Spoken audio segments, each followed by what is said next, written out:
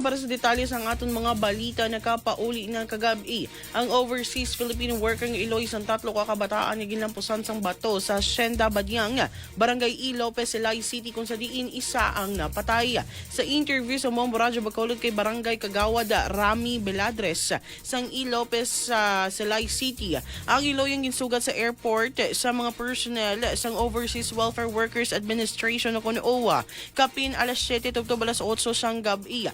Samtang nagpadala naman sang ambulansya sa Silay City Mayor Judith Gallego bangod sa kabalaka nga mahimo maglain ng pamatsyag sang Iloy. Sila ang naghapit sa Corazon Locsin Montelibano Memorial Regional Hospital kung sa diin nahamtang ang mga biktima antes nagpauli sa Hacienda Badiang, Barangay E. Lopez, Silay City.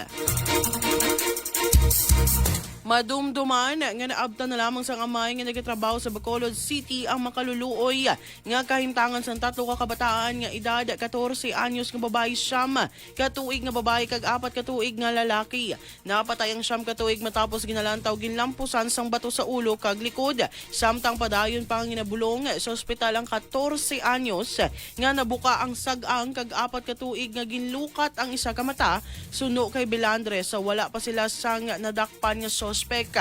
Sila sa barangay ang nagapangita man sang ebidensyang makabulig sa investigasyon. Samtang Sir Nation, ari kakasulod lang balita ginpahayag sa barangay Kagawad sa barangay E. Lopez sa Silay City, Negros Occidental nga wala man nagsapak ang ibang nga residente sang nakabati sa pag-ugayong sa balay sa mag-utod nga Bornales sa Hacienda Badiang sa nasambit nga barangay.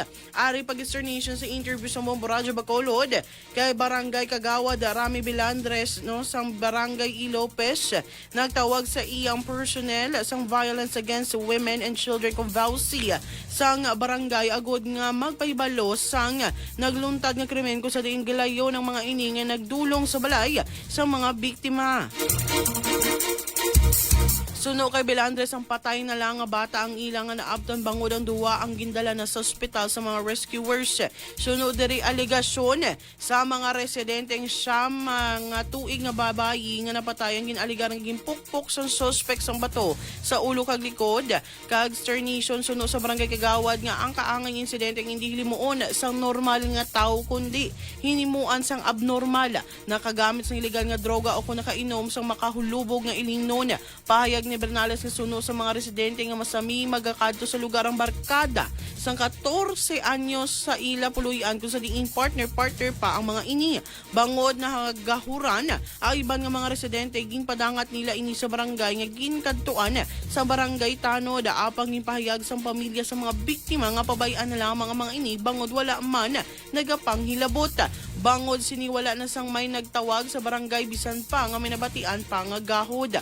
Wala naman mapatod kung kaagahon natabo ang insidente apang antes pa man natukiban ang natabo sa mga bata may nabatian ng mga residente nga ugayong apang wala na nila ginsapak. Suno kay Bernales kung wala pa nakapauli ang amay, wala pa mahibaluan ang natabo sa mga kabataan.